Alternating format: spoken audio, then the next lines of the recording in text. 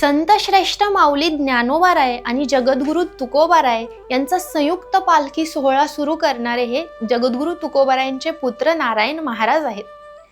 पूर्वी माऊली ज्ञानोबाराय आणि संत तुकोबाराय सोबत पंढरपूरला जायचे, परंतु कालांतराने समाज वाढला, गर्दी वाढली म्हणून माऊली ज्ञानोबाराय आणि तुकोबारायांची पालखी वेगळी झाली। परंतु हा भाव आणि ही परंपरा कायम राहावी म्हणून जगद्गुरु संत तुकोबारायांच्या पालखीमध्ये माऊली ज्ञानोबारायांच्या सुद्धा पादुका ठेवल्या जातात।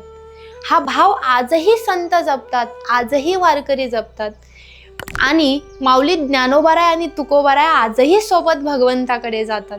म्हणून ही परंपरा सुरू करणारे नारायण महाराज हे माऊली ज्ञानोबारायांचेच अवतार आहे असं म्हणतात। कारण जेव्हा माऊली ज्ञानोबारायांना वाटलं होतं की जगद्गुरु तुकोबारायांची सेवा करावी म्हणून ते आले, परंतु जेव्हा जगद्गुरु तुकोबारायांना माहिती झालं की माऊली ज्ञानोबाराय येतात, तेव्हा जगद्गुरु तुकोबारायांनी वैकुंठ गमन केलं। कारण माऊली ज्ञानोबारायांकडून सेवा घडावी असं त्यांना वाटत नव्हतं, उलट माऊलींची सेवा आपण करावी असा भाव होता। संत हे एकच तत्व असतात, ते वेगवेगळ्या रूपामध्ये आकार घेत असतात, प्रेमासाठी, सेवेसाठी आणि जनकल्याणासाठी।